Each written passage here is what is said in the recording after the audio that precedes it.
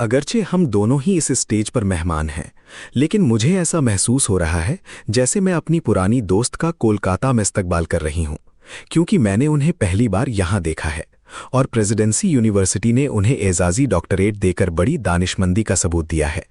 ये एक ऐसी गुफ्तगू है जो बहुत पहले शुरू हुई थी, बहुत बहुत साल पहले। जैसा कि आप देख सकते हैं, मैं उनके साथ स्टेज शेयर करने पर बहुत पुरजोश हूं। ये एक ऐसी गुफ्तगू है जो बहुत अरसा पहले शुरू हुई थी, कई साल पहले, कभी हम दोनों के दरमियान निजी तौर पर, कभी सामीन के सामने, कभी न्यूयॉर्क में, जहां मैंने इस नाकाबिले यकीन किरदार का एतराफ़ किया था जो ह्यूमैनिटीज़ का तख़य्युल उनके बहुत से कामों में अदा करता है। लेकिन आज मैं सिर्फ सवाल पूछने वाली हूं, क्योंकि बात तारीख पढ़ाने के बारे में है और खुदा गवाह है कि मैं तारीख पढ़ाने के बारे में कुछ नहीं जानती। इसलिए मैं रोमीला से जो असल सवाल पूछना चाहती हूं वो ये है कि हिंदुस्तान के तसव्वुर को कैसे पढ़ाया जाए। मुझे ये मुनफरिद मौका देने पर मैं सीगल का शुक्रिया अदा करना चाहती हूँ। गायत्री और मैं अक्सर न्यूयॉर्क और दिल्ली में अपने घरों की राजदारी में गपशप करते रहे हैं, तवील गुफ्तगू की है, एक दूसरे को छेड़ा है और मजाक किया है। जहां तक मुझे याद है, ये पहला मौका है कि हम सामईन के सामने ये गुफ्तगू कर रहे हैं। लिहाजा अगर हम हंसने लगें या एक दूसरे पर चिल्लाने लगें तो आपको हमें माफ करना होगा। ये महज खालिस दोस्ती की वजह से है। हिंदुस्तान का तसव्वुर कब वजूद में आया? जाहिर है कोई इसकी तारीख मुतय्यन नहीं कर सकता, क्योंकि तसव्वुरात की तारीख का दुरुस्त तायुन शाज़ो नादिर ही होता है। आइडियाज पीछे की तरफ भटकने की आदत रखते हैं, आप उनकी ठीक निशानदेही नहीं कर सकते। मैं ये कहकर बात शुरू करूंगी कि ये एक जदीद तसव्वुर है, एक ऐसा तसव्वुर जो मेरे ख्याल में नो आबादियाती दौर में उभरा। हम अक्सर लोगों को ये कहते सुनते हैं कि हाँ, हिंदुस्तान का तसव्वुर वैदिक दौर में मौजूद था, गुप्ता दौर में था, मुगल दौर में था, वगैरह। मैं इससे इख्तलाफ करूंगी। हम वाकई नहीं जानते कि लोग रियासत, कौम या मुल्क के सवालात के हवाले से खुद को कैसे देखते थे। हमें ये भी नहीं मालूम कि उन्होंने क्या नाम इख्तियार किए। मिसाल के तौर पर हम जानते हैं कि सोमरी बाशिंदे, अब मैं बहुत पीछे 30,000 साल कबल मसीह की बात कर रही हूँ, मशरिक के ममालिक का हवाला देते थे, ख़ास तौर पर एक ऐसा मुल्क जिसके साथ उनके तिजारती ताल्लुकात थे, और जिन अशिया की वो तिजारत करते थे वो वादिये सिंध के मैदानों से आती थीं। इसलिए हम फर्ज करते हैं कि ये वादिये सिंध की तहजीब का हवाला है, जिसे वो मेलवा कहते थे, जो हमारे ख्याल में प्राकृत के लफ्ज़ मिलोखा या मिलाखों का सुमेरी वर्जन हो सकता है, जो कि मारूफ है। लेकिन वैदिक दौर में हमें तहरीरी सबूत मिलने लगते हैं, आर्यावर्त नामी किसी चीज़ के हवाले मिलते हैं। अब आर्यावर्त एक बहुत ही दिलचस्प इस्तिलाह है, क्योंकि ये बदलती रहती है। वैदिक मत में ये द्वाबा से लेकर वादिये गंगा के वस्त तक जाती है। बुद्ध मत के मतन में ये थोड़ा मशरिक की तरफ चली जाती है। जैन मत के मतन में ये मजीद मशरिक की तरफ बढ़ जाती है। मनु और उनकी मनुस्मृति के वक्त तक वो आर्यावर्त को हिमालय और विंध्या के दरमियान की सरजमीन करार देते हैं। तो ये बिल्कुल वो हिंदुस्तान नहीं है जिसकी हम आज बात करते हैं। इसी तरह जम्बू द्वीप का मामला है, जिसका जिक्र अशोक ने अपने कतबों में किया है। हम नहीं जानते कि वो कहाँ था या उसकी हदूद क्या थी, हमें नहीं मालूम। भारतवर्ष, अल हिंद, जो कि 12वीं सदी ईस्वी से इस्तेमाल में आता है और मगरिबी एशिया से देखने पर दरियाए सिंध के पार की तमाम ज़मीन मुराद ली जाती है। फिर बरतानवी आते हैं और वो मुल्क के इस हिस्से को इंडिया कहना शुरू करते हैं, जो यूनानी लफ्ज़ इंडोस से निकला है, जो सिंध की तरफ इशारा करता है। अब अंग्रेज़ों का क्या मतलब था? वो इंडिया की बात तब करते हैं जब वो मशरिकी हिंदुस्तान के कुछ हिस्सों को फतह कर लेते हैं, फिर जजीरा नुमा के दूसरे हिस्सों और फिर शुमाल की तरफ बढ़ते हैं। हर फतह के साथ हुदूद बदल जाती हैं, यहाँ तक कि 19वीं सदी के आखिर में पूरा बर्रे सगीर सुर्ख रंग में रंग दिया जाता है। ये बरतानवी सल्तनत का इंडिया है। क्या ये वो वक्त है जब इंडिया का तसव्वुर वजूद में आता है? मुमकिन है, लेकिन ये एक जुग्राफियाई तसव्वुर है। असल में हिंदुस्तान का तसव्वुर जोग्राफिया से कहीं बढ़कर है। ये सकाफत, ज़बान, मजहब है। ये सब कुछ फ़र्ज कर लिया जाता है। ये कब शुरू होता है? मेरा अंदाज़ा है, अगरचे मैं जदीद हिंदुस्तान की मौरिख नहीं हूँ और यहाँ मुकम्मल गलत भी हो सकती हूँ, कि हमारे दौर की सबसे दिलचस्प दहाइयों में से एक 1920 की दहाई थी। 1920 की दहाई में क्या हुआ? सबसे पहले इंडियन नेशनल कांग्रेस थी, जिसमें गांधी जी तहरीक को अवामी तहरीक में बदलने की कोशिश कर रहे थे, जिसमें वो कामयाब रहे। मैं इस बात पर बहस नहीं करूंगी कि ये वाकई कितनी बड़ी अवामी तहरीक थी, लेकिन तकनीकी तौर पर उन्होंने यकीनन बहुत बड़ी तादाद में लोगों को शामिल किया और हिंदुस्तान का तसव्वुर जड़ पकड़ने लगा, क्योंकि इसका मकसद इस कौम की आज़ादी थी जो तख्लीक की जा रही थी। लेकिन 1920 की दहाई में हिंदुस्तान के तसव्वुर के दो दीगर नजरियात भी परवान चढ़े। एक मुस्लिम लीग है जो आखिर पाकिस्तान का मुतालबा कर रही है, जो कि एक नफ़ी का तसव्वुर है। ये वो नहीं है कि इंडिया क्या है, बल्कि ये बरतानवी सल्तनत के इंडिया का एक तराशा हुआ हिस्सा है। तो आपके पास पहले ही इख्तिलाफ आ गया है। उसके मुकाबले में 1920 की दहाई में ही हिंदू महासभा का कयाम अमल में आता है, जिससे आरएसएस निकलती है, जहां हिंदुस्तान का तसव्वुर वाज़ेह तौर पर हिंदू राष्ट्र के तौर पर बयान किया गया है। अब आपके पास पहले ही 3 तसव्वुरात हैं, एक नहीं बल्कि 3। और फिर आपके पास कम्युनिस्ट पार्टी ऑफ इंडिया भी है, जो 1920 की दहाई में कायम हुई, जहां हिंदुस्तान का तसव्वुर बलाखिर एक सोशलिस्ट रियासत है।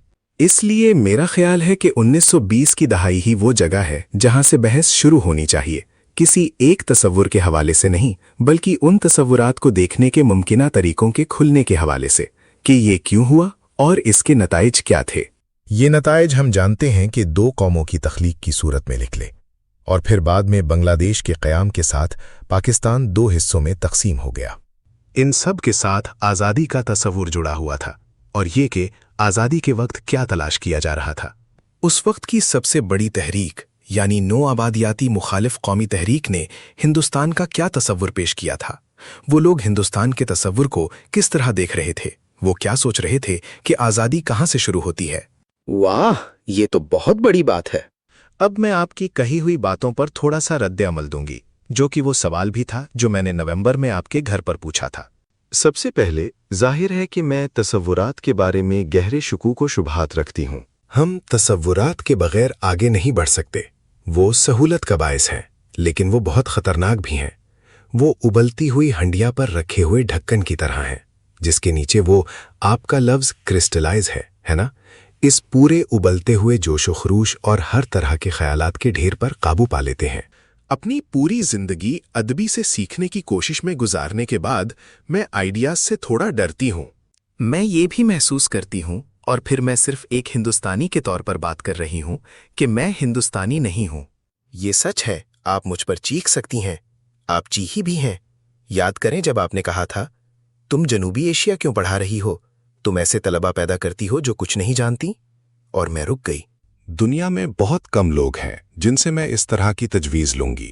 एक और चीज़ जो आपने मुझे बताई थी वो ये थी कि जब मैंने कहा कि एडवर्ड की मौत के बाद मैं एक सवाने उम्री लिखूंगी, आपने कहा हर चीज़ की तारीखी तहकीक करने की कोशिश ना करो। अगर तुम समझती हो कि कोई चीज़ सच है क्योंकि तुमने उसे जिया है, तो उसे लिख दो। और अब मैं इसी दूसरी तजवीज़ पर अमल कर रही हूँ। मुझे ऐसा लगता है कि हिंदुस्तान का जो एहसास हमें मिला, मैं 1942 में पैदा हुई थी। मैं एक ज़हीन बच्ची थी, इसलिए मुझे बहुत कुछ याद है। जाहिर है ज़्यादातर कहत, ज़्यादातर फसादात वगैरह। इसके बावजूद कुछ तो था। लेकिन जो हमें बाद में मिला, इसके बारे में सोचते हुए मुझे अपने दोस्त एडवर्ड सईद के साथ ज़्यादा से ज़्यादा ये महसूस हुआ कि ये हिंदुस्तान की एक तरह की मुस्तशरिकाना दरियाफ्त थी। एक ऐसी दरियाफ्त जिसने इस तबके को, जिसे व्लादिमीर इलिच तरक्की पसंद बूर्जुआ कहता, हिंदुस्तान के बारे में इस तरह सोचने की इजाज़त दी, चाहे वो आवाम को कितना ही शामिल क्यों न करना चाहते हों। यही वजह है कि ये आहिस्ता आहिस्ता धुंधला होने लगा। ये महज एक हिंदुस्तानी शख्स की राय है, एक ऐसा हिंदुस्तानी जो किताबी इल्म से हिंदुस्तान के बारे में कुछ नहीं जानता। चीज़ों के बारे में मेरा यही एहसास है, और इसीलिए मैं आपसे वो सवाल पूछना चाहती थी जो मैंने लिख रखा है, जो आपने पिछले नवंबर में मुझसे कहा था। जब हम नौजवानों के तौर पर आज़ादी की जिद्दोजहद में सरगर्म थे, तो हमें उन संगीन मसाइल की तवक्को नहीं थी जो आज़ादी के बाद के सालों में पैदा होंगे। मैं इसकी मज़ीद तफसील सुनना चाहती हूँ, बशमूल वो सब कुछ जो आप पहली आज़ादी और इन मखसूस उम्मीदों के बारे में कहना चाहती हैं जो पूरी होती नज़र नहीं आती। मैं ये कहना चाहती हूँ कि ये बात दूसरे लोगों से भी सुनी जाती है। मैं अब बांग्लादेश की जंग के बारे में सोच रही हूँ, जिसका जाहिर है मुझे अच्छा खासा तजुर्बा है। मेरे दोनों प्यारे दोस्त ज़फ़रुल्लाह चौधरी और सिंधिया राय, जो इसमें बहुत शामिल थीं, यही कहते हैं। सिंधिया कहती हैं, हमने सोचा था कि जब आज़ादी आएगी तो मैं वापस स्कूल जा सकूंगी, और फिर हमें एहसास नहीं था कि इसका मतलब कुछ भी नहीं होगा। और आखिर में इन सब के पीछे फ्रेडरिक डगलस हैं, जो आज़ादी के मौके पर कहते हैं, अब मसाइल शुरू होते हैं। आप खुद इससे परेशान रही हैं। मैं वाकई चाहती थी कि आप इस बारे में कुछ और कहें। मेरे ख्याल में आपसे ये सुनना बहुत अहम है कि वो क्या चीज़ थी जिसने आपको ये कहने पर मजबूर किया। पहले मैं ये कहूंगी कि मैं आपसे मुत्तफिक हूं। मैं भी आइडियाज़ के बारे में बहुत शकूक रखती हूँ। इसकी बड़ी वजह यह है कि आइडियाज़ की आदत होती है कि वो फिसल जाते हैं और अपने मायने बदल लेते हैं, जो कि परेशान कुन है, क्योंकि आप समझते हैं कि उनका कोई ख़ास मतलब है और आप उन्हें एक जगह रखते हैं, और फिर आपको पता चलता है कि उनका मतलब तो कुछ बिल्कुल मुख्तलिफ है। और इसी तरह ये एक मुश्किल काम है, लेकिन हाँ, तसव्वुर। मैं अपने स्कूल के दिनों के एक वाक़ये से बात शुरू करना चाहती हूँ। सिर्फ ये बताने के लिए कि 1940 की दहाई के अवाइल में हम क्या कर रहे थे। मैं पुणे के एक स्कूल में थी। मेरे वालिद फौज में थे, इसलिए अक्सर तबादले होते रहते थे, और हम पेशावर से रावलपिंडी और फिर पुणे गए। हम 1940 की दिहाई में पुणे पहुंचे, एक ऐसे वक्त में जब गांधी जी जेल के अंदर और बाहर हो रहे थे। हम कंटोनमेंट कल्चर का हिस्सा थे, और हिंदुस्तान में छावनी का कल्चर एक खास किस्म का कल्चर था, जिस पर मेरी ख्वाहिश है कि कोई सकाफती मौरिख काम करे, क्योंकि वो काफ़ी मुनफरिद था। वो शहर से अलग था। वहां हिंदुस्तानी और अंग्रेज साथ काम करते थे, लेकिन समाजी तौर पर ज्यादा मेलजोल नहीं था। ये वो चीज़ थी जिसने मुझे तब भी मुतासिर किया था कि जो लोग मिलने आते थे और शाम को मिलने जाना एक बड़ी बात होती थी। आपके पास करने को कुछ बेहतर नहीं होता था, इसलिए आप दोस्तों के पास चले जाते और वहीं बैठ जाते। मिलने आने वाले हमेशा हिंदुस्तानी होते थे, जो इस बात पर बहुत फिक्रमंद होते थे कि क्या हो रहा है, क्योंकि ये 40 की दहाई थी। हम स्कूल जाने वाले 9 उम्रों के तौर पर बड़ों के पास मंडलाते रहते, और अक्सर मेरे वालिद मुझसे कहते, तुमने वो सब कुछ सुन लिया है जो हम बहस कर रहे हैं, लेकिन बराहे करम स्कूल में जाकर इसे मत दोहराना, क्योंकि जाहिर है जो कुछ हम बहस कर रहे हैं वो सिर्फ हम हिंदुस्तानियों के लिए है। तो वो शऊर बहुत बहुत मजबूत था। लेकिन वापस इस बात पर कि स्कूल में मेरे साथ क्या हुआ। 1947 का साल आया, कॉन्वेंट स्कूल में मेरा आखिरी साल। कॉन्वेंट स्कूल इसलिए क्योंकि हम जैसे तमाम आर्मी ब्रैट्स के पास सिर्फ वही स्कूल थे जहां यकसा पढ़ाई होती थी, जैसे कॉन्वेंट स्कूल जो सीनियर कैम्ब्रिज इम्तिहान के लिए तैयार करते थे। 15 अगस्त से तकरीबन 1 माह पहले सिस्टर सुपीरियर ने मुझे बुलावा भेजा। मैं खौफजदा और कांपते हुए उनके पास गई और सोच रही थी, अब मैंने क्या कर दिया। उन्होंने कहा, 15 अगस्त को यौम आज़ादी आ रहा है। तुम प्रीफेक्ट्स में से एक हो, और हमने सोचा है कि अच्छा होगा अगर तुम यूनियन जैक उतारो, हिंदुस्तानी झंडा लहराओ, एक पौधा लगाओ और 15 मिनट की तकरीर करो कि आज़ादी तुम्हारे लिए क्या मायने रखती है। मैंने बिल्कुल हैरत ज़दा होकर उन्हें सुना और कहा, आपका मतलब है मैं? और उन्होंने कहा, हाँ, मेरा मतलब तुम ही हो। उन्होंने मजीद कहा, अब हमें मायूस ना करना, इस बारे में सोचो, लेकिन ये करना है। अब हम एक हिंदुस्तानी शिनाख्त तलाश करने जा रहे हैं। इन दिनों हमारे लिए ये बहुत अहम था। हिंदुस्तानी होने से हमारा क्या मतलब है? हम बरतानवी नौआबादियात के तनाजुर में हिंदुस्तानी हैं, हाँ, लेकिन अब हम बरतानवी नौआबादियात के बगैर हिंदुस्तानी होंगे। इसका क्या मतलब है? एक बार जब नौआबादियात चली जाएगी तो ये कवानीन कि तुम यहां नहीं जा सकते, तुम वहां नहीं जा सकते, और तुम ये नहीं कर सकते और वो नहीं कर सकते, ये सब खत्म हो जाएंगे। और हमारा मुआशरा कैसा होगा, हमने इस पर किसी बहुत पेचीदा तरीके से बहस नहीं की। हमने इस बारे में सादा तरीके से बात की। जाहिर है चीजें बदल जाएंगी क्योंकि नौआबादियाती ताकत वहां नहीं होगी। तो हमारा मुआशरा कैसा होगा? एक लिहाज से यही वो चीज थी जो बरसों तक मेरे साथ रही, चाहे मुझे इसका एहसास ना हुआ हो। मेरे ख्याल में ये अब भी मेरे साथ है, खास तौर पर इन दिनों में। मैं अब भी ये जानने की कोशिश कर रही हूं कि हिंदुस्तानी शनाख्त से हमारी क्या मुराद है, और सच तो ये है कि इन दिनों इंसान बहुत गहराई से सोच रहा है कि हमें किस तरह का मुआशरा होना चाहिए।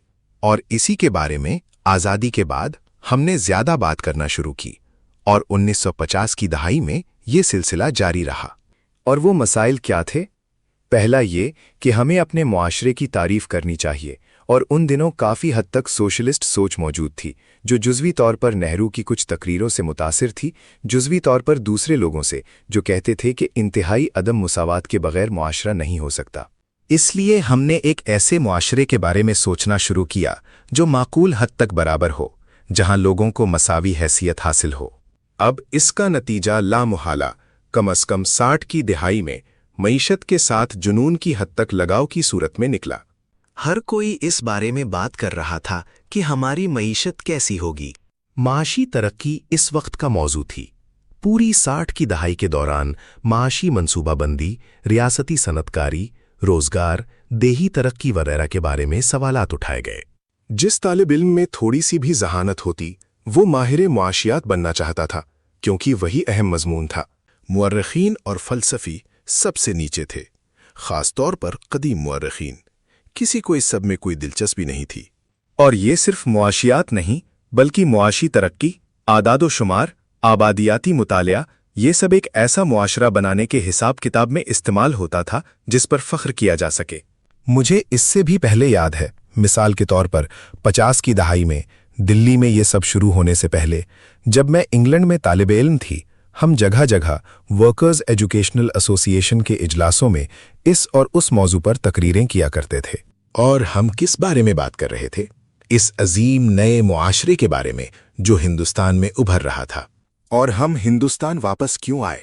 क्योंकि ये हमें एक नया मुआशरा बनाने का अजीम मौका फराहम करने वाला था। एक ऐसा नया मुआशरा जिसका हिस्सा होने पर हमें फख्र होगा। उस वक्त ये एक मासूमाना यकीन था कि आज़ादी ये तमाम तब्दीलियां लाएगी। ये एक मासूमाना यकीन था, क्योंकि मेरे ख्याल में हमने वाकई तमाम मसाइल पर काम नहीं किया था।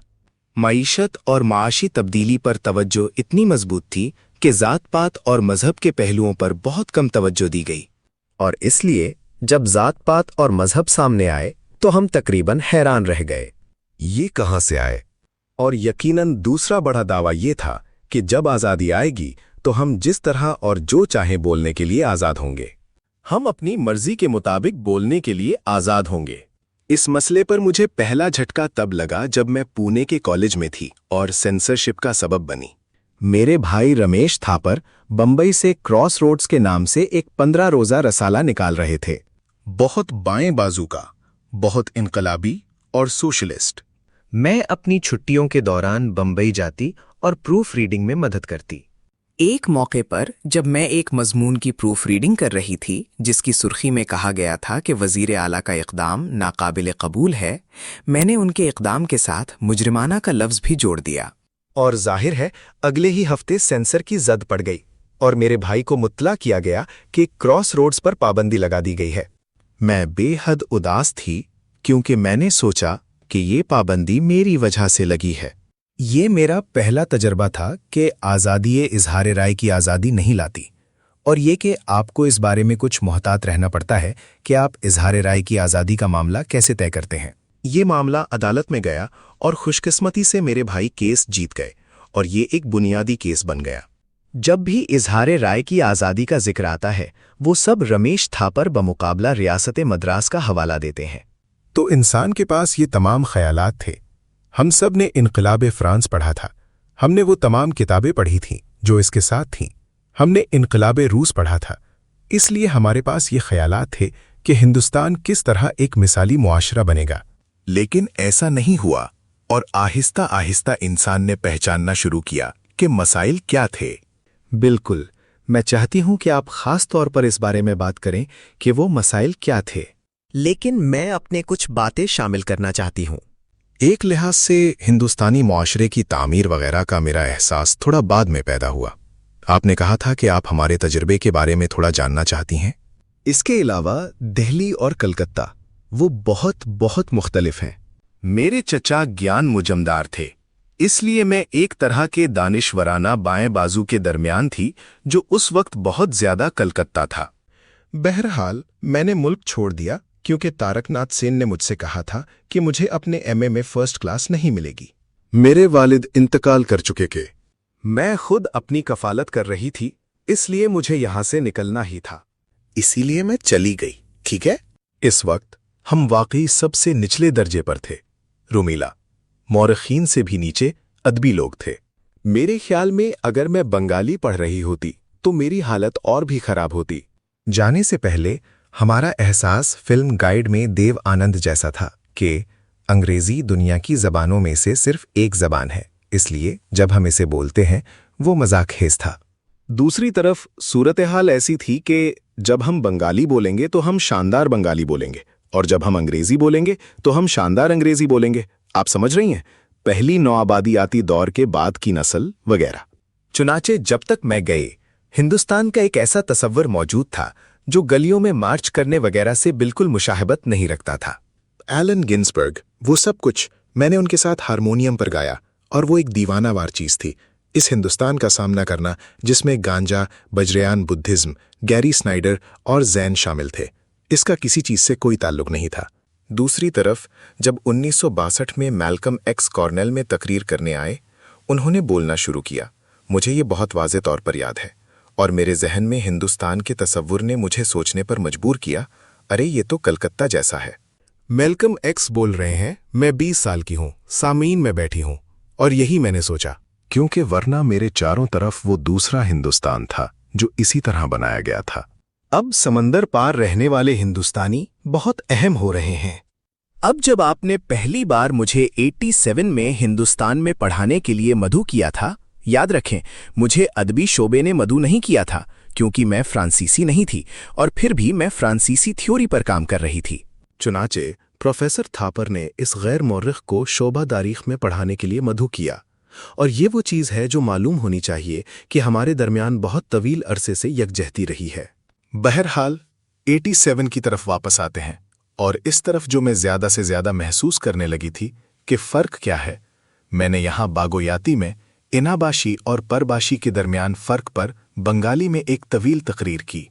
اناباشی ایک خود ساختہ لفظ ہے۔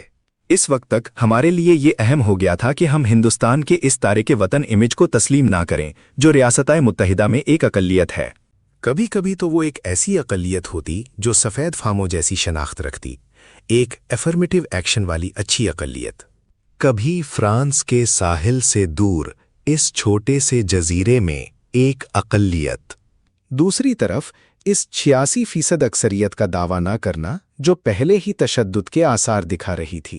اس لیے اس موڑ پر میرے ساتھ جو ہوا وہ یہ تھا کہ میں زیادہ سے زیادہ دیہی ہندوستان کے بے زمین ان پڑھ لوگوں کے بارے میں سوچنے لگی جن کے بچوں کو میں پڑھاتی تھی، جو دلت لفظ تک نہیں جانتے تھے اور پھر بھی خود کو SC/ST کہتے تھے، اور یہ دیکھنے لگی کہ کیا رائے دہندگان کے سب سے بڑے حصے میں ہندوستان کا کوئی تصور موجود ہے۔ میں اس پر زیادہ بات نہیں کروں گی کیونکہ میرا خیال ہے کہ ہم آپ کے مسائل کے تصور وغیرہ کے بارے میں مزید سننا چاہتے ہیں، لیکن میں بس یہ بات کہنا چاہتی تھی کیونکہ اب یہ معاملہ در حقیقت عروج پر ہے، اس وجہ سے کہ بیرون ملک کیا غلط ہو رہا ہے اس نئی خلافت کے ساتھ جس کی ایک تاریخ ہے جو کسی کو معلوم نہیں۔ یہ معلوم ہے لیکن نوجوان بنیاد پرستوں کو معلوم نہیں۔ اور فرانس اور باقی یورپ میں جو ہو رہا ہے جہاں دائیں بازو کے لوگ ابھر رہے ہیں، اور ریاستہائے متحدہ کی تو بات ہی نہ کرے۔ ظاہر ہے کہ بنیاد پرست تارکین وطن کے درمیان ایک خاص قسم کی وحدت آ رہی ہے، لیکن یہ ایک غیر پرکھا ہوا اتحاد ہے جس کی وجہ سے ایک حد تک افریقہ اور ایشیا کے براعظم ان بنیاد پرست تارکین وطن کے ضمیمہ بنتے جا رہے ہیں۔ یہی وجہ ہے کہ ہم جو اس کی حوصلہ شکنی نہیں کرنا چاہتے، محسوس کرتے ہیں کہ ہمارا فرض ہے کہ ہم ان پرانے قومی ریاستوں والے تصورات کے بارے میں بات کریں، یعنی اس قومی منصوبے کے بارے میں، جیسا کہ میرا دوست برنارڈ ہارکوٹ اسے کہتا ہے۔ تو ہم ہندوستان کے تصور کو ایک محفوظ تصور کے طور پر دوبارہ کیسے طے کریں؟ موجودہ وزیر اعظم ابھی امریکہ میں تھے۔ خوش قسمتی سے میں وہاں نہیں تھی۔ وہاں ہم ایک خاص قسم کی یکجہتی ابھرتی دیکھ رہے ہیں جو انتہائی خوفناک ہے۔ لہذا میں صرف یہ بات شامل کرنا چاہتی تھی باہر سے آنے والے مسائل کے حوالے سے جو نہ صرف ختم نہیں ہو رہے بلکہ بڑھ رہے ہیں۔ اور اب میں آپ سے مسائل کی فہرست کے بارے میں مزید سننا چاہتی ہوں۔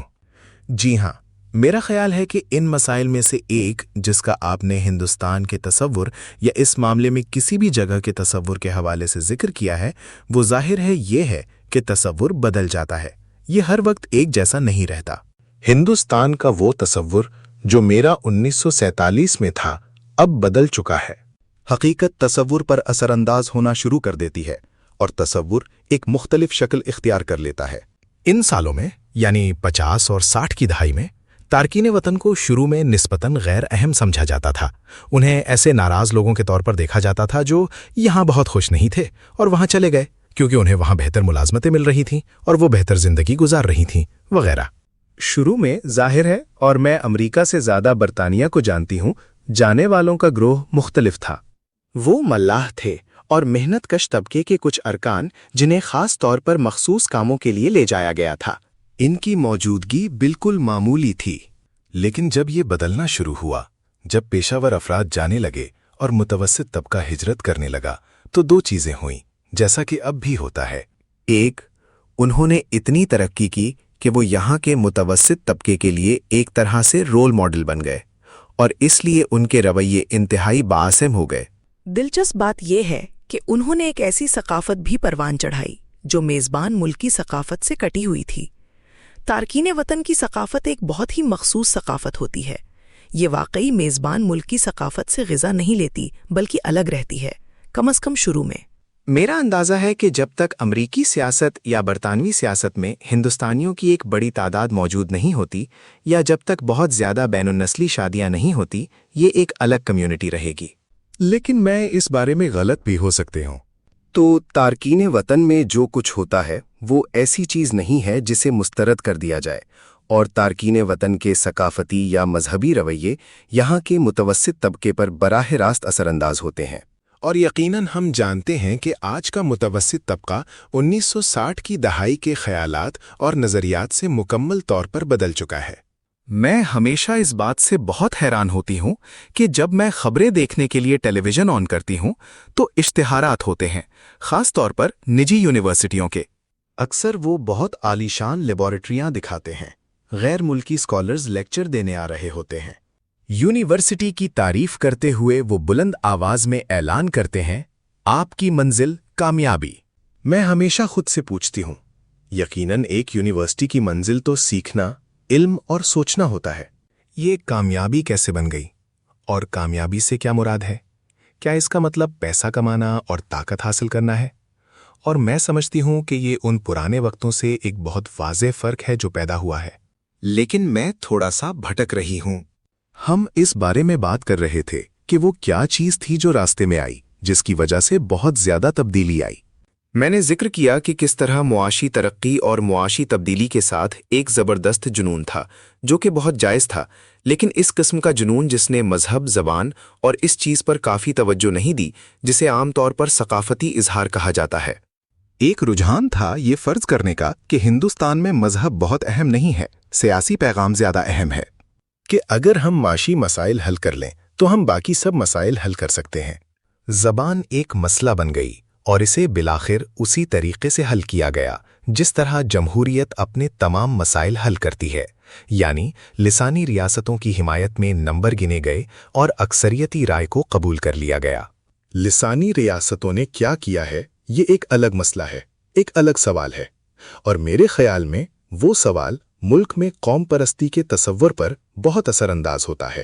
پھر ظاہر ہے وہ ثقافتی محاورہ ہے جو ہمیشہ مذہب کے آنے سے وابستہ ہو جاتا ہے، چاہے وہ ہو یا نہ ہو۔ اور اس سے میری مراد یہ ہے کہ جب لوگ ہندوستانی ثقافت کی تعریف کرتے ہیں، اور یہ تھوڑا سا اس بات سے متعلق ہے جو آپ کہہ رہی تھیں، تو مقصد یہ پوچھنا نہیں ہوتا کہ پوری ہندوستانی معاشرت کی ثقافت کیا ہے، اوپر سے نیچے تک کی ثقافت کیا ہے۔ یہ ہمیشہ صرف اوپر کی ثقافت ہوتی ہے، وہی شناخت بن جاتی ہے، وہی ہندوستانی شناخت بن جاتی ہے۔ اور در حقیقت بہت سے مسائل جن کا ہمیں آج سامنا ہے وہ بالکل اسی لیے ہیں کیونکہ وہ شناخت کافی وسیع نہیں ہے۔ شناخت پر کافی بحث و مباحثہ نہیں کیا گیا تاکہ کسی ایسے مقام پر پہنچا جا سکے جہاں کوئی کہہ سکے کہ ہاں یہ شاید مثالی شناخت نہیں ہے، لیکن یہ ان خیالات کے قریب ضرور ہے جو زیادہ تر لوگوں کے پاس ہوتے ہیں جب وہ کہتے ہیں کہ میں ایک ہندوستانی ہوں۔ مجھے یہ بھی لگتا ہے کہ ہندوستان کا تصور اکثر کسی کے لسانی گروہ کا استعارہ بن جاتا ہے۔ وہ ہندوستانی جو بیرون ملک ہندوستان کے بارے میں بات کرتے ہیں انہیں اکثر اس بات کا اندازہ ہی نہیں ہوتا کہ یہ ایک انتہائی کثیر سب کچھ جگہ ہے۔ طبقے اور ذات پات کو تو چھوڑ ہی دیں، صرف ثقافتی فرق کے لحاظ سے ہی، اور میرے خیال میں یہ ایک بہت بڑا مسئلہ ہے۔ میرا مطلب ہے کبھی کبھی تحقیق میں بھی کوئی نام نہیں لیا جاتا، لیکن انسان سمجھتا ہے کہ بنگال ہی انڈیا ہے اور انڈیا ہی دنیا ہے، اور وہ قوم پرستی پر ایک کتاب ہوتی ہے۔ مجھے تو یہ بھی نہیں معلوم کہ کیا کسی کو انڈیا کے بارے میں سوچنا بھی چاہیے، یہ ایک اور سوال ہے۔ لیکن اگر کوئی ایسا کرتا ہے تو اسے ان ہندوستانیوں کے بارے میں سوچنا چاہیے جو اس سے بالکل مشابہت نہیں رکھتے۔ اب یہ ان چیزوں میں سے ایک ہے جو آج غائب ہو رہی ہے، یہ بیرون ملک غائب ہو رہی ہے، یہ گھر میں غائب ہو رہی ہے، اور میں سمجھتی ہوں کہ یہ ایک بہت بڑی شرم کی بات ہے۔ مثال کے طور پر جب ہم بڑے ہو رہے تھے، یہ ایک بہت سادہ سی چیز ہے، لیکن اگر کوئی چیز گم ہو جاتی تو میں کہتی او اب یہ سب گنیش ہے۔ اگر آپ کو کچھ مل جائے تو یہ سب گنیش ہے۔ میرا مطلب ہے ہم نے تو یہ سوچا بھی نہیں تھا کہ حاجر پیر کو وہ نمکین پانی دے کر ہم متوسط طبقے کے سنکریٹک سیکولرسٹ بن رہے ہیں۔ یہ بس کرنے کے لیے ایک فطری بات تھی، لیکن یہ چیزیں غائب ہو گئی ہیں، اس قسم کی چیزیں ختم ہو گئی ہیں۔ آپ سمجھ رہی ہیں؟ کبھی کبھی جب میں بیرون ملک کسی کو دیکھ کر کہتی ہوں سلام علیکم، تو وہ کہتے ہیں او آپ مسلمان ہیں؟ میں کہتی ہوں نہیں، یہ ایک ہندوستانی سلام بھی ہے، آپ کا مسئلہ کیا ہے؟ میرا خیال ہے کہ اس قسم کی چیزوں کی ہماری روزمرہ کی زندگی میں مشق ہونی چاہیے۔ میں یہ بہت مضبوطی سے محسوس کرتی ہوں، تاکہ کسی طرح آپ نہ صرف اپنی شناخت کو ہندوستانی شناخت سمجھنا شروع کریں۔ ہم نے معاشی ترقی کی بات کی جو غربت کو ختم کر دے گی۔ غریبی ہٹاؤ۔ اب یہاں میں کچھ کہہ سکتی ہوں کیونکہ مجھے ورلڈ اکنامک فورم کے لیے معاشی ترقی اور سماجی شمولیت کا ماہر سمجھا جاتا ہے۔ ہاں بچہ لوگ تالیاں بجاؤ۔ آپ جانتی ہیں میرے ایک شاندار ساتھی ہیں جن کا نام زاویئر سالائے مارٹن ہے، جنہوں نے کمپیٹیٹو انڈیکس ایجاد کیا ہے۔ اور وہ کہتے ہیں وہ ایک خوش مزاج آدمی ہے، ایک ماہر معاشیات۔ وہ کہتے ہیں دیکھو میں بتا سکتا ہوں کیونکہ میں ورلڈ اکنامک فورم کے اجلاسوں میں جاتا ہوں کہ جب روانڈا کی وزارت خزانہ اور کینیڈا کی وزارت خزانہ آ کر مجھ سے بات کرتے ہیں، کیونکہ میں دکھاتا ہوں کہ معاشی ترقی کے نئے شعبے کہاں ہیں، تو وہ ایک ہی چیز کے بارے میں بات نہیں کر رہے ہوتے۔ لیکن میں دونوں سے بات کر سکتا ہوں۔ لیکن سماجی شمولیت وہ آپ کے ہاتھ میں ہے۔ یہ علیحدگی اب ختم ہو چکی ہے، مکمل طور پر ختم ہو چکی ہے۔ میں گھانا سے آ رہی ہوں۔ گھانا نے ابھی اپنا پہلا سیٹلائٹ لانچ کیا ہے۔ وہاں تارکین وطن کا کنونشن ہے، لیکن میں اپنی شکل نہیں دکھا رہی، میں صرف انہیں سن رہی ہوں۔ اور وہ کیا کہہ رہے ہیں؟ وہ کہہ رہے ہیں اب ہم آزادی کی تلاش میں نہیں ہیں، ہم معاشی ترقی کی تلاش میں ہیں۔ اور ہندوستانی چین کے بارے میں اسی طرح بات کرتے ہیں۔ تو معاشی ترقی کا یہ پورا معاملہ سماجی شمولیت کو شامل نہ کرنا، امیر اور غریب کے درمیان فرق کو بڑھانا۔ تھامس پیکیٹی ایک بہت اچھے آدمی ہیں، لیکن ان کی شاندار یورپ مرکز کتاب اس بات کو مد نظر نہیں رکھتی کہ 90 کی دہائی میں اسکینڈینیویائی ممالک کتنے برے ہو گئے تھے۔ کیونکہ صومالی، روانڈا کے باشندے اور ترک وہاں آ رہے تھے، اسکینڈینیویائی قوانین بدل رہے تھے۔ لہٰذا وہ اب پیکیٹی کے آئیڈیل نہیں رہے تھے، لیکن انہوں نے ایک بار بھی اس تبدیلی کے بارے میں ایک جملہ نہیں لکھا، اور وہ سرمایہ کے بجائے وراثت وغیرہ کے بارے میں بھی بات کر رہے ہیں۔ صرف ٹیکس ادا کرنا وغیرہ یہ کام نہیں کرے گا۔ لیکن یہ خاص سوال ہندوستان کے تصور کے ساتھ اتنا جڑ گیا ہے، معاشی ترقی کا یہ سوال۔ متوسط طبقہ اوپر جا رہا ہے، ہر جگہ بجلی ہے، بیت الخلا ہے، اور اسی طرح معاشی ترقی اور سماجی شمولیت، میں سمجھتی ہوں کہ اس مسئلے پر بالکل مختلف طریقے سے سوال اٹھانے کی ضرورت ہے۔ شاید اس کے لیے تعلیم کو نیچے سے اوپر تک بدلنے کی ضرورت ہے، کیونکہ تعلیم صرف سیکھنا اور علم نہیں ہے، یہ سوال کرنا بھی ہے، یہ سوال اٹھانا بھی ہے۔ میرا مطلب ہے جس اچھی تعلیم کی آپ بات کر رہی تھیں وہ سوال اٹھانا بھی ہے، اسے مکمل طور پر دبا دیا گیا ہے۔ تعلیم کا وہ تصور جسے ہم نے آغاز کیا تھا۔ ہم دونوں ہی اس شعبے میں بہت طویل عرصے سے ہیں اور یہ ہم سے چھن گیا ہے۔ میں یہ کہوں گی کہ وہ معاشی ترقی جس کا آپ نے اپنے سوال میں اور مجھ سے گفتگو میں ذکر کیا، ایسی چیز تھی جس کا آپ واقعی انتظار کر رہی تھیں۔ وہ اور یہ کہ غربت ختم ہو جائے گی۔ میرے خیال میں یہ وہ چیز ہے جس پر ہمیں تھوڑی توجہ دینی چاہیے کہ ہندوستان کا تصور کس کے پاس ہے۔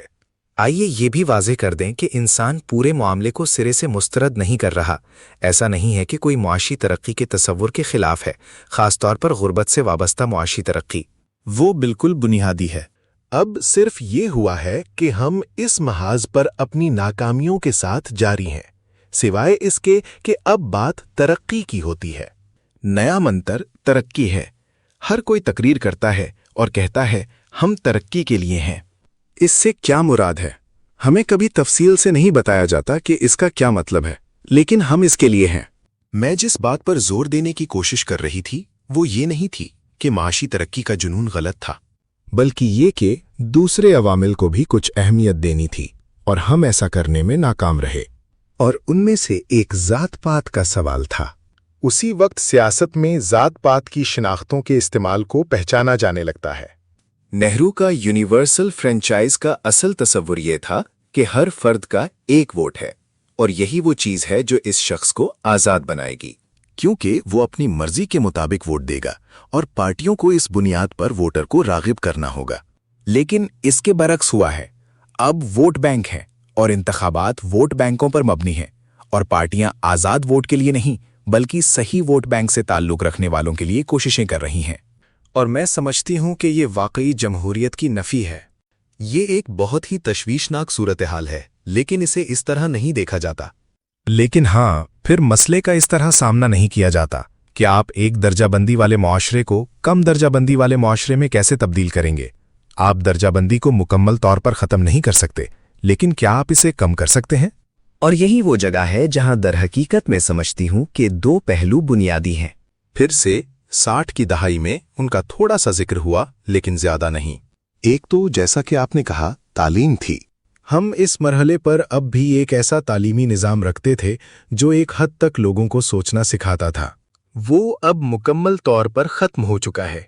لوگوں کو سوچنا سکھانا ختم ہو گیا ہے۔ طلباء کو سوال پوچھنے کی حوصلہ افزائی کرنا اب ناپسندیدہ سمجھا جاتا ہے۔ اور ہمارے پاس ایسے سیاستدان ہیں جنہیں یہ نہیں کہنا چاہیے کہ تم سوال پوچھو، جبکہ ہم میں سے کچھ کے لیے تعلیم کی بنیاد ہی یہ ہے کہ آپ طلباء کو سوال پوچھنا سکھائیں۔ ایسا نہیں ہوا ہے۔ جزوی طور پر میرا خیال ہے کہ یہ اس مسئلے سے بھی جڑا ہوا تھا کہ تعلیم کا ذریعہ کون سی زبان تھی۔ میں پھر سے مکمل غلط ہو سکتی ہوں، لیکن میں سمجھتی ہوں کہ شاید اگر ہمارے پاس دوہری زبان کا نظام ہوتا، مقامی علاقائی زبان اور انگریزی، تو شاید بہت زیادہ سوالات اٹھائے جاتے۔ صرف اس لیے کہ انگریزی میں جو کتابیں انسان پڑھتا ہے، تنقیدی کتابیں، وہ مقامی زبانوں میں شائع ہونے والی کتابوں کے مقابلے میں بہت زیادہ سوال اٹھاتی ہیں۔ اب یہ ہر زبان کے لیے سچ نہیں ہے، لیکن کچھ ایسی ہیں جو زیادہ جدید ہیں، شاید اس لیے کہ وہاں بہتر تراجم موجود ہیں، شاید وہاں ایسے لوگ ہیں جو زیادہ تجزیاتی لکھ رہے ہیں۔ لیکن میرا خیال ہے کہ ایک مختلف قسم کی دانشورانہ روایت سے ملنے والی معلومات ہمیشہ ایک بہت قیمتی سرمایہ ہوتی ہے۔ ورنہ انسان صرف ایک دانشورانہ روایت میں بہت زیادہ پھنس کر رہ جاتا ہے۔ اور اگر آپ واقعی زبان کے سوال میں جائیں تو دانشورانہ روایت کے درمیان فرق، جیسا کہ مثال کے طور پر ہندی میں ظاہر ہوتا ہے اور جیسا کہ ملیالم میں ظاہر ہوتا ہے، ایک جیسا نہیں ہے۔ فرق موجود ہے۔ میں اس پر کوئی تبصرہ نہیں کروں گی کہ میں کسے بہتر سمجھتی ہوں، کیونکہ وہ مسئلہ نہیں ہے، لیکن فرق ہے۔ اور میرا خیال ہے کہ باہر سے آنے والی کوئی چیز لوگوں کو اس سے آگے سوچنے پر مجبور کرتی ہے جو انہیں اپنی روایت میں سکھایا جاتا ہے۔ زبان کے علاوہ تعلیم کا مواد مرکزی حیثیت رکھتا ہے، اور یہاں میں سیکولرزم پر بحث لانا چاہوں گی۔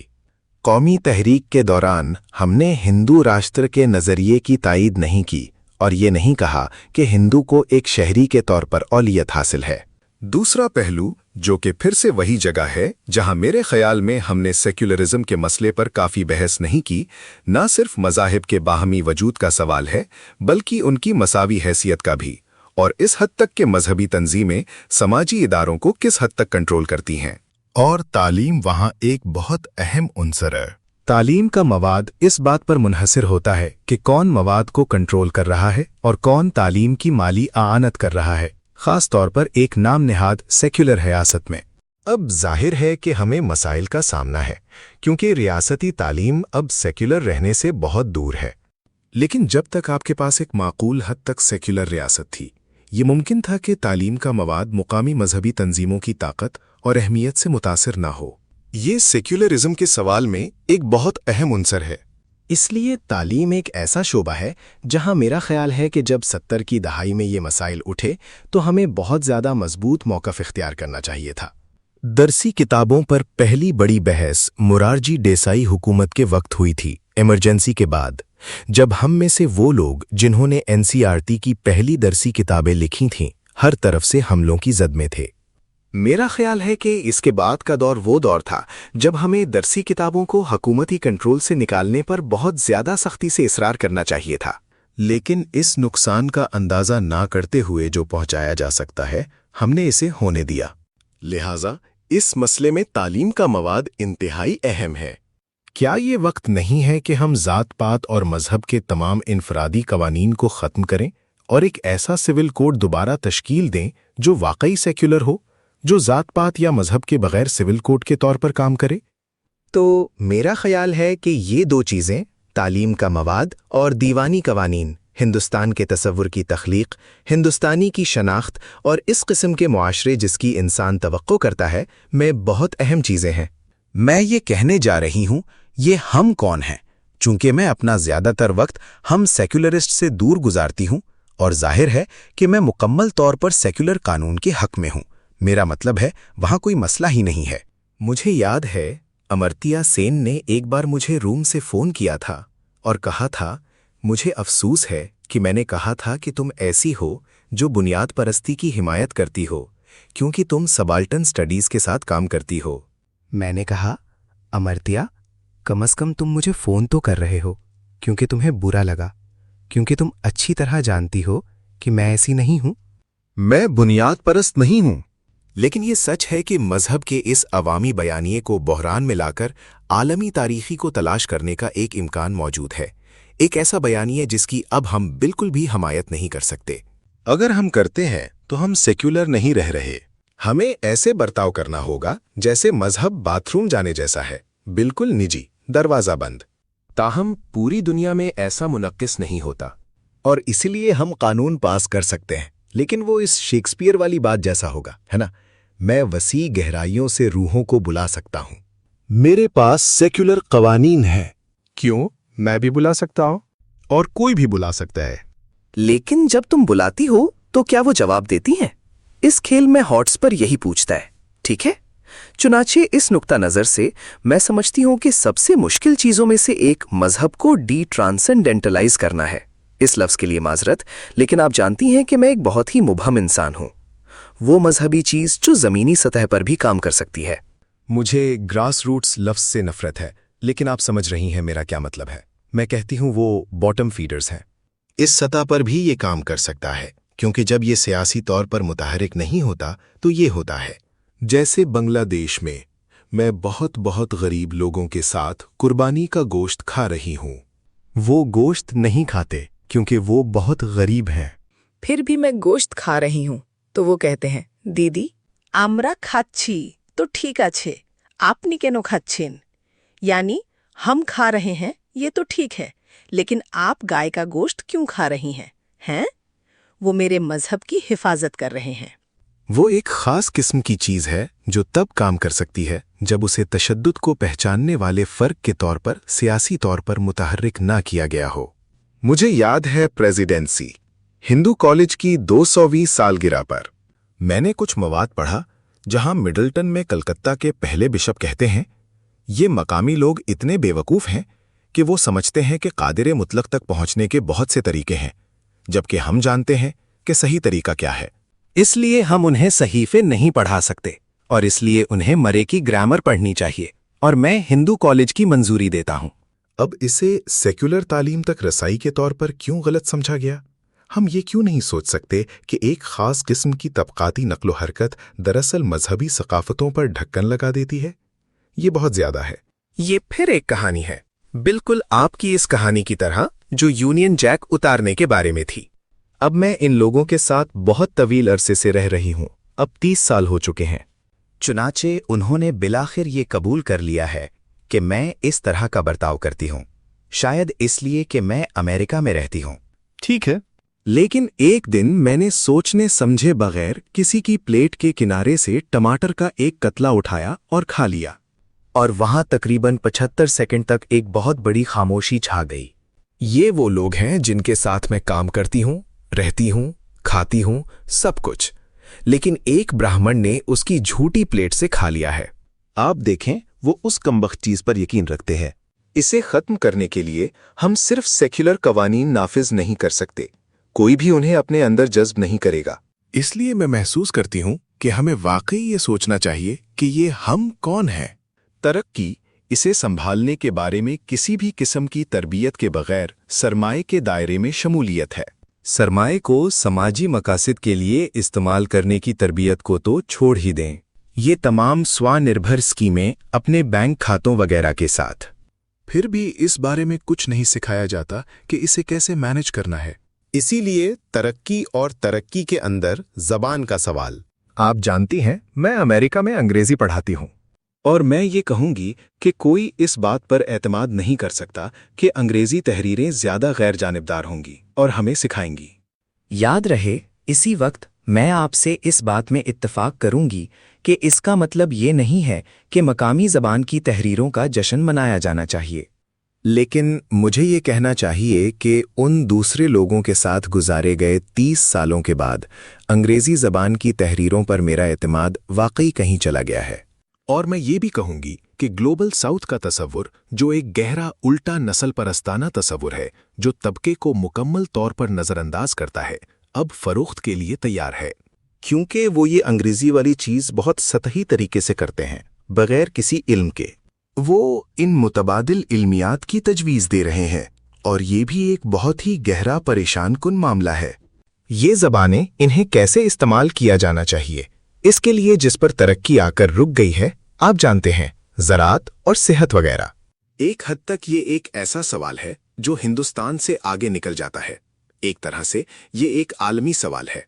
हिंदुस्तानी तरक्की का मामला बिल्कुल वैसा ही है जैसा कि पूरी दुनिया में है। मैं मुकम्मल तौर पर आपके साथ हूं, क्योंकि अब हमारे पास जो कुछ है वो पायदार पसमानदगी है, और इसे पायदार तरक्की कहा जाता है। किस चीज़ को बरकरार रखा जा रहा है? आइए वहां ना जाएं, क्योंकि हम हिंदुस्तान के तसव्वुर के बारे में बात कर रहे हैं, और मुझे अफसोस है कि मैंने इतनी लंबी बात की। लेकिन सेकुलरिज्म का सवाल और अंग्रेजी तहकीक का सवाल, अंग्रेजी जुबान और यूरोपी जुबान की तहकीकात, इंसान को मंजूर शुदा जहालत के तसव्वुर के बारे में सोचना होगा। हम वहीं रहते हैं, और ज़बानों के साथ क्या करना है, इसका तसव्वुर जिन्हें एक गैर जांचशुदा तरीके से अंग्रेजी से बेहतर कहा जा रहा है। ये एक पुरखतर मैदान है। मैं बस आपसे इत्तिफाक करना चाहती थी, लेकिन इसे ये कहकर थोड़ा कम आसान बनाना चाहती थी कि बेहतर होता अगर उन्होंने थोड़ा और पढ़ा होता।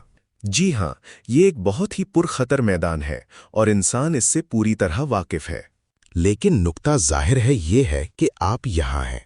मैं बैनुल अक़वामी जहतों, आलमी जहतों में नहीं जा रही, क्योंकि वो बहुत बड़ी हैं, और आप बिल्कुल दुरुस्त कहती हैं कि ये एक ऐसा मसला है जो हल होने से बाहर नजर आता है। बेज़मीन मजदूर हर जगह जा रही हैं, केरला से पंजाब, पंजाब से आसाम, तवील फासले। ज़बानों का क्या होगा जब लोग ऐसे इलाके में बड़े होंगे जहां उनका अपना ख़ानदान एक ज़बान बोलता है लेकिन बाकी सब दूसरी ज़बान बोलते हैं, और आप बाहर नहीं जा सकते क्योंकि आपको तीसरी ज़बान नहीं आती, और तीसरी ज़बान अहम है। क्या होने वाला है? क्या आपके पास ऐसे लोग होंगे जो हर वक्त सिर्फ अपने अंदर ही झांकते रहेंगे? क्या सकाफतें अंदर की तरफ बढ़ने वाले पैर के नाखून की तरह बन जाएंगी? नहीं, ये जाहिर है कि सिन्फ से जुड़ा हुआ सवाल है। तीसरी ज़बान वाली चीज़ सिन्फ के तय्युन पर भी वाकई असरअंदाज होती है, क्योंकि ज़बान तक रसाई बहुत हद तक सिन्फी है। अब यहाँ के तालिब इल्म, वो लोग जो पत्थर तोड़ने या कॉफ़ी को थैलों में भरने के लिए केरला वगैरह जाते हैं, उनमें से बहुत से मेरे शागिर्द हैं। आप जानती हैं, क्योंकि वहाँ कोई नौकरी नहीं है। आपको उन्हें टाटा वगैरह के बारे में बात करते हुए सुनना चाहिए। लेकिन मैं इस मामले में दाखिल नहीं होने वाली। वो कहानी का दूसरा रुख है। आइए वहां ना चलें, आइए वहां ना चलें। वो खुश नहीं है। बहरहाल जो कुछ होता है वो ऐसी चीज़ नहीं है जिसे हम कंट्रोल कर सकें। ये एक तरह का उमूमी इदराक है, और इसमें थोड़ा वक्त लगता है, क्योंकि ये आइडियाज़ वो पुराने 20वीं सदी 19वीं सदी के लिसानी ख्यालात हैं, ज़ुबानों को खानों, नामों, इमला वगैरह में रखने के। 1986 से मैं इन नाम नेहाद एबोरिजिनल्स के साथ वक्त गुजार रही हूँ और वो दरहकीकत दो लिसानी है। मेरा मतलब है वो मगध प्राकृत बोल रहे थे, न कि खेरिया जबान जैसा कि शहर के बहुत से लोगों का ख्याल था। और वो मुझसे मुसलसल बंगाली में भी बात कर रहे थे और कह रहे थे, दीदी हमारी जबान सीखें। बीरभूम में मुंडा और ओरांव मिसाल के तौर पर। अब वो साथ में थोड़ा बहुत औराओं का काम भी कर रहे हैं जो शानदार है। लेकिन होता ये है कि ये लहजों का तसलसल, सतह पर ये कसीर लिसानियत, हमें इसके बारे में इल्म तक नहीं है। ऐसा नहीं है कि वहां कोई उमूमी क्रेवलाइजेशन हो रही है। ये जंगलों की माहौलियात की तरह है। चुनाचे ये पूरी इतनी बड़ी चीज के ओहो जबान खत्म हो रही है, आइए महफूज करें, ये अक़वाम मुत्तहिदा है, ये वो नहीं है जो हकीकी जिंदगी में हो रहा है। लिसानियात की चोटी पर अब इस बात का एतराफ़ किया जा रहा है कि वो गैर तहरीरी ज़ुबानें लहजों के लिहाज से मुकम्मल तौर पर मरबूत हैं, बहुत ज़्यादा कसीर लिसानी है वगैरह। वो बड़ी लैंग्वा फ्रांका की तरह नहीं है, आप जानती हैं, जैसे ईसी ज़ूलू और की स्वाहिली वगैरह। वो बच जाने वाली ज़ुबानें हैं कबल साइंसी डिजिटलाइजेशन, जो याददाश्त पर लिखी गई हैं। इसलिए वो खानों में बंद नाम नेहाद ज़ुबानों के इस पुराने तसव्वुर से जुड़ी हुई नहीं हैं। ये माहिरीन लिसानियात वाकई इस पर काम कर रहे हैं। लिहाजा ऐसा नहीं होगा कि इतनी सारी ज़बानें हैं जिनके बारे में हम पूछें इनका क्या करें। आलमगीरियत के मकसद के लिए हमें अंग्रेज़ी और फ्रांसीसी और रूसी और चीनी वगैरह को बरकरार रखना चाहिए। नहीं, मैं एक लम्हे के लिए भी नहीं समझती कि ये 20वीं सदी की तरह होने वाला है। ये यकीनी तौर पर मुख्तलिफ होगा। लेकिन बिल्कुल वही फ़र्क है जिससे हमें आगाह होना चाहिए। वो फ़र्क क्या है? और फ़र्क सिर्फ ज़बान नहीं है। सिर्फ दो लिसानियत इसे हल नहीं करेगी, और ना ही ज़बानों का बैनुल लिसानी इस्तेमाल। ये आपके पेशावराना काम, आपके अज़दवाजी ताल्लुकात, आप कितनी दूर हिजरत करते हैं और इन सब चीज़ों से जुड़ा हुआ है। ये एक बहुत ही पेचीदा सवाल है। मैं जिस बात पर बहस करने की कोशिश कर रही हूं वो ये है कि सिर्फ एक पहलू को देखने के बजाय, चाहे वो माशी तरक्की हो, चाहे वो ज़ात पात हो, चाहे वो मजहब हो, इंसान को कुलियात को देखना होगा, और इस कुलियत के बाहमी मिलाप को जिसे हमने अब देखना छोड़ दिया है। 60 की दहाई में अगरचे मैंने महसूस किया कि माशी तरक्की के साथ एक जुनून था, फिर भी कुछ फिक्र थी, काफ़ी नहीं लेकिन कुछ फिक्र थी दूसरे पहलुओं के बारे में। लोग इस हकीकत के बारे में बहुत फिक्रमंद थे कि मजहब, तालीम और कानून और पेशावराना सरगर्मियों में दाखिल होना शुरू हो गया था। मजहबियत बढ़ रही थी, लेकिन इसका कोई हल नहीं था, या लोगों ने उनके बारे में काफ़ी बारीकी से, काफ़ी मजबूती से नहीं सोचा था। अब जाहिर है आप उनके बारे में बिल्कुल नहीं सोचते, आप बस इसे वैसे ही चलने देते हैं जैसे ये चल रहा है। और इंसान मुस्तकबिल की तरफ देख रहा है और कह रहा है, लेकिन क्या लोगों को एहसास है कि ये चलन कहाँ ले जाएगा? और इस किस्म के राब्ते जिनकी इंसान ने हमेशा उम्मीद की थी कि वो इस मुआशरे के लिए बुनियादी होंगे जिसे हम बनाने जा रहे हैं, वो राब्ते अब मौजूद नहीं हैं। लोग उन खुतूत पर नहीं सोचते। वर्ल्ड इकोनॉमिक फोरम के डायरेक्टर श्वाब की लिखी हुई किताब चौथा सनती इनकलाब में ये जुमला है, ये हम पर मुनहसिर है, और मेरा ख्याल है कि यही वो चीज़ है जो बदल गई है। मैं नहीं समझती कि मुआशरे की तामीर करना वाकई हमारे बस में है, बल्कि इस बात का एतराफ़ करना है कि रवाबित कैसे हो रहे हैं, वो रवाबित जिनका हम इस तरबियत के ज़रिए तसव्वुर भी नहीं कर सकते जो हमें मिली है। इसलिए इन चीज़ों को सीखना जो इन मंसूबों से मुशाबहत नहीं रखती। अगर आपको एतराज़ ना हो कि मैं मार्क्स का हवाला दूं, क्या मुझे इजाज़त है? मुझे एतराज़ नहीं है। ठीक है, ये सामीन की बात है। मैं आपसे बात कर रही हूं, वो सिर्फ सुन रहे हैं। आप जानती हैं वो जुमला जो मैं हमेशा नकल करती हूं, 19वीं सदी के इनकलाबात का मवाद मुस्तकबिल की शायरी से आएगा। ये कार्ल मार्क्स है, मुस्तकबिल की शायरी। तो ये तसव्वुर के शायद हम राब्तों को पहचानने के काबिल ना हों। आप पूरी गुफ्तगू में बहुत मनफी रही हैं, लेकिन ये वो एक चीज़ है जिसे मैं वाकई पकड़े रहना चाहती हूँ कि ये मुमकिन है कि रवाबित होंगे, सब अच्छे नहीं, कुछ वाकई बहुत खौफनाक, लेकिन हम उन्हें मंसूबाबंदी से ख़त्म नहीं कर सकेंगे क्योंकि हम एक मुआशरा बना रहे हैं। लेकिन रवाबित तो वहाँ मौजूद है। मैं भी यही कह रही हूँ। ये सवाल कि क्या वो होंगे, वो वहाँ हैं। मेरा नुक्ता ये है कि हम इस हकीकत पर काफी तवज्जो नहीं दे रहे कि वो वहां मौजूद हैं। कि हम उन्हें देख नहीं रहे, हम सिर्फ एक धागा पकड़ लेते हैं और फिर बस उसी एक धागे के बारे में लगे रहते हैं। चाहे वो मजहब हो या जात पात या मईशत, इससे फर्क नहीं पड़ता। हम एक ही सफ पर हैं, लेकिन जारी रखें। रवाबित बिल्कुल वहां मौजूद हैं, लेकिन किसी तरह हम वो ताल्लुक नहीं बना पा रहे। जब मैं कहती हूं हम, तो मेरा मतलब वो लोग हैं जो बातें कर रहे हैं। वो ताल्लुकात नहीं बनाए जा रहे, बस यही बात है। आप जानती हैं, वो लोग जो बहुत कम पढ़े लिखे हैं, जो आईटी में आ रहे हैं, मेरा मतलब चोटी के लोग नहीं, वो दरअसल इस्मों को जबान का हिस्सा बना लेते हैं। दूसरी तरफ निसाबी तब्दीली के बारे में बात हो रही है। मैं अभी डरबन से आ रही हूं, जहां एक भाई शानदार तरीके से बात कर रहा था कि किस तरह ईसी जोलू में अलजबरा पढ़ाने के लिए आपके पास इस्तिलाहात होनी चाहिए। नहीं, मैं उससे कह रही थी, हम वाकई मिलकर कुछ करने वाले हैं। मैंने कहा देखो, मैं एक अच्छे स्कूल में गई थी, लेकिन वहाँ क्लास 7 तक बंगाली जरिया तालीम था। चुनाचे जब हमने अलजबरा वगैरह सीखा तो हम बंगाली में सीख रहे थे, लेकिन हम बंगाली में सीखते हुए इक्वेशन, फॉर्मूला वगैरह जैसे अल्फाज इस्तेमाल करते थे। वो इस्म वहां मौजूद थे। और मैं कह रही थी, देखो अब जब मैं हाई स्कूल के तलबा को कोच करती हूँ, क्योंकि हाई स्कूलों में वो कुछ नहीं पढ़ाते, अब तालीम की बात करें तो मेरा रोने का दिल करता है। तो तुलबा आ रहे हैं और उन्होंने कुछ नहीं सीखा। मुझे तो ये भी नहीं मालूम था कि अलजबरा बीज गणित है। मुझे अब मालूम हुआ है। तो तुलबा आ रहे हैं और उन्होंने इन स्कूलों से कुछ नहीं सीखा। उन्हें बस नकल करना सिखाया गया है। मुझे फॉर्मूला के लिए बंगाली लफ्ज नहीं मालूम और मुझे इक्वेशन के लिए बंगाली लफ्ज नहीं मालूम। दूसरी तरफ अगर मेरा इख्तियार कमजोर पड़ गया तो बच्चों का एतमाद खत्म हो जाएगा। इसलिए मैं अपने सुपरवाइजर से कह रही हूं, पाता अल्टो, सफाहात पलटो, देखो ये पहली बार कहाँ इस्तेमाल हुआ है। प्रथम बार व्यवहार होए छे, बोझा जाबे बांग्ला टाकी। फॉर्मूला की बंगाली क्या है और इक्वेशन की बंगाली क्या है? एक खास सतह पर दुनिया की उमूमी आमेजिश, माशरे बनाने के हमारे तरक्की पसंद बुर्जुआ ख्यालात वगैरह के बगैर कुछ छीन रही है। बस एक और कहानी। मैं लाओस की सरहद के करीब उन कच्ची मट्टी के स्कूलों में जाया करती थी जहां उन्होंने कभी गैर चीनी गैर मुल्कियों को नहीं देखा था। तो वो स्कूल, एक शख्स, एक कम्युनिटी, एक स्कूल, वो बंद कर दिए गए हैं।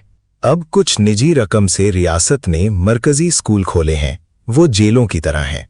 उन्होंने मेरे लिए चीनी जबान में एक चीज लिखी जिसमें इस हकीकत के बारे में बात की गई थी कि उन एक कम्युनिटी, एक उस्ताद वाले स्कूलों में जो बहुत दूर दराज हैं, लाहौस के करीब हिमालय में, वो पढ़ा रहे थे जिसे वो अखलाकियात कहते हैं, जो कि सोशलिज्म है।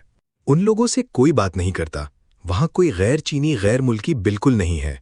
लेकिन वो आदमी मुझे दिखा रहा है कि रबड़ का सामान आ रहा है ना? वो कहता है, देखो 5 साल पहले जब मैंने तुम्हें वो तमाम ट्रक दिखाए थे जो रबड़ ला रहे थे, तो वो इतनी ही मिकदार में रबड़ था। आज तुम देखोगी कुछ ज्यादा है, कुछ कम है। हमने अपने मट्टी के एक कमरे वाले स्कूल खो दिए हैं। देखें, बहुत कुछ हो रहा है। वो इस तरह नहीं जीतेंगे जिस तरह हम जीतने को पहचानते हैं, लेकिन इंसान उम्मीद करता है कि इस सतह की चीजें मुस्तकबिल की शायरी बन जाएंगी। मुझे अफसोस है अगर मैं एक अदबी शख्स की तरह बात करती हूँ। क्या किया जा सकता है, मैं वही हूँ। तो आइए वापस तारीख की तरफ चल के है। मुझे मजीद बताएं। मेरे ख्याल में बस इतनी ही तवक्को की जा सकती है। आप मुआशरे के तसव्वुर का मुतालिबा नहीं कर सकते, लेकिन इस सिमत में थोड़ी सी हरकत भी बहुत हौसला अफजा होगी। और यही वो छोटी सी हरकत है जो इंसान को जो कुछ हो रहा है उसमें नजर नहीं आती। ये बस नहीं हो रहा, और चाहे कोई कितनी ही गुफ्तगू करे और चाहे कोई कितना ही बाहर जाकर लोगों से बात करे, किसी तरह उसे समझाया नहीं जा रहा। और एक लिहाज से यही वो चीज़ है जो मुझे सबसे ज़्यादा मायूस कुन लगती है कि अब हम एक ऐसी सूरत हाल में हैं जहां हम इस किस्म की तब्दीलियां कर सकते हैं जो हमने 60 की दिहाई में करने का सोचा था। लेकिन हम इस हकीकत से रुके हुए हैं कि हम पहचान ही नहीं पा रहे कि क्या हो रहा है। हम इस बात का एतराफ़ नहीं कर रहे कि हमें इसके काबिल होने के लिए तबकाती तवज्जो बदलनी पड़ सकती है। आप मुझसे बड़ी हैं, लेकिन मैं बहुत ज़्यादा महसूस करती हूँ कि मैं बहुत बूढ़ी हो गई हूँ। आप जानती हैं, मेरे खुदाया, मैं तो तवील अरसे से ऐसा महसूस नहीं कर रही। आप तवानाई से भरपूर हैं रोमेहा। नहीं नहीं, आप जानती हैं, मेरी तो दिली ख्वाहिश है कि अगली नस्ल ज्यादा मुअस्सर तरीके से बागडोर संभाले। इस तरह शायद हम एक महान भारत देख सके, है ना? तब ये कुछ मुख्तलिफ होगा, है ना? हाँ। इसका क्या मतलब है? क्या हमें इसी नोट पर रुक जाना चाहिए? मेरा भी यही ख्याल है। और आप जानती हैं कि इन दिनों एयर इंडिया में वो क्या कहते हैं? वो हर ऐलान के बाद ऐसा करने के पाबंद हैं। जय हिंद। अच्छा ही है, वो भारत माता की जय नहीं कहते। खैर, हमने ये दोनों बातें एक अदबी अंदाज में कही हैं।